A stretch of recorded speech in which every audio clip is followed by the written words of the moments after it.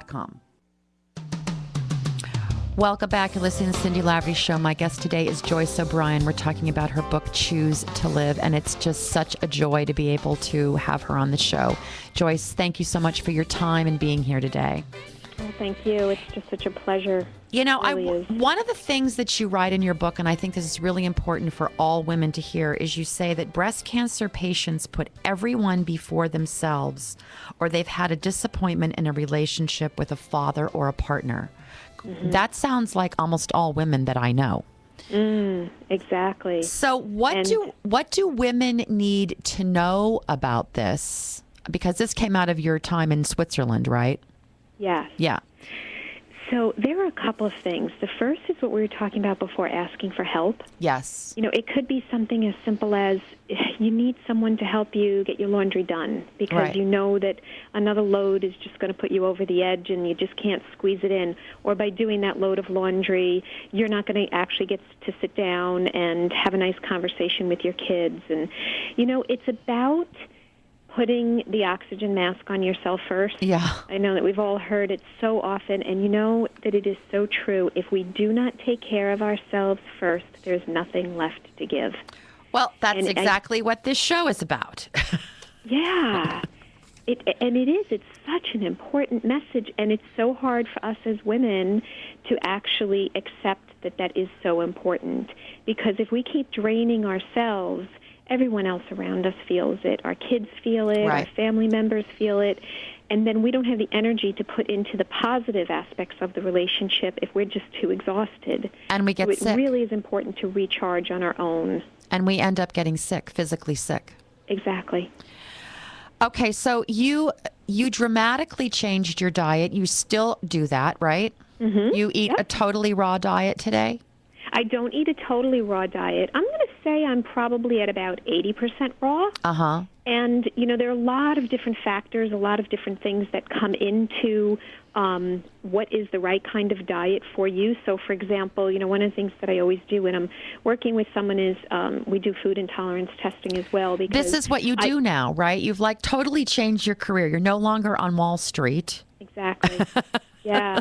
I left a very lucrative career on Wall Street to be able to get this message out and to help other people to know that they are meant to feel fantastic. We are meant to put our feet on the floor in the morning and wake up with the energy and vitality to get through our day loving our life, and we are meant to feel fantastic. And if you don't, there's just a reason for it. Right. And we just have to get to the root cause. And people can find you, if they want to get help from you, they can find you at joyceobrien.com, right? Yes. Okay. Mm-hmm.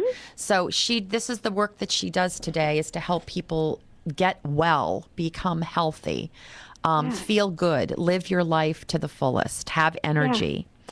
Yeah. So I got to ask you a question. Fatigue all the way up to, you know, working people with cancer. I mean, it's just whatever it is that's holding you back from having a vibrant, healthy life, even if it's just fatigue or depression. Great. That's so great. Thank you for doing that service. Well, it's not a service. Thank you for being in this line of work. So does Kevin still eat the same way that you do, or does your daughter? We pretty much, it's the general rule in the house with, you know, we eat very clean and very healthy. I'm the most strict with it because of my situation.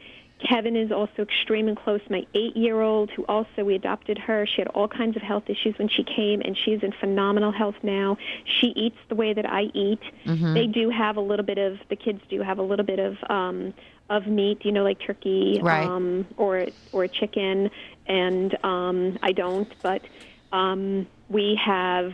You know, we have green juice every day. We have wheatgrass every day. We have smoothies. The kids, when they go to school, I pack their lunches. They have a minimum of 2 vegetables. There's no sugar, you know, all those kinds of things. And they see that when so much of it is about education with the kids, because they see the connection between what they eat and how they feel. This should be your next book, the Joyce O'Brien cookbook. Oh, it is. Is it? It's part of it, yeah. Oh, great. The next book is the how-to and the cookbook. Oh, fabulous. I can't wait. I want to get a copy.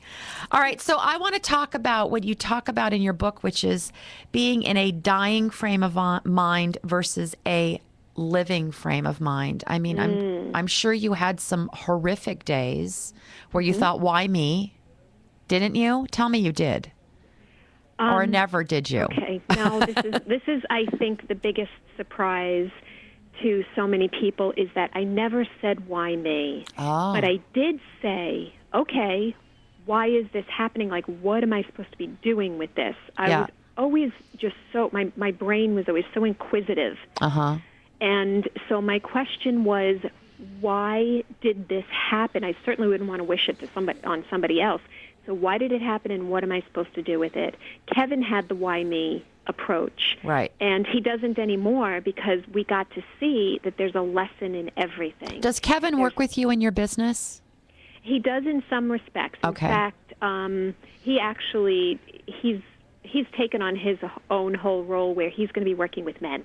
Oh, fantastic. Because it's so challenging for men to deal with some type of health issue. Oh, fantastic. And so he's working with men. Yeah, and he'll be speaking and all of that. Right now, he's still actually doing both, kind of has his feet in both worlds. Uh-huh.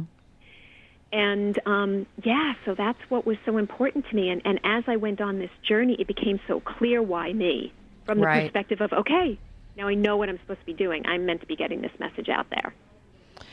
Yeah, I think that's, for anyone who goes through some sort of a life transformation, but especially for you with the way it came to you. I mean, it's just the most remarkable miracle. And all of us have the opportunity to, rejoice in that and learn from you. So I love that you never had a why me attitude, and it was always one rooted in living. I got to take a quick break. Stay with me. You're listening to Cindy Laverty's show. I'll be right back.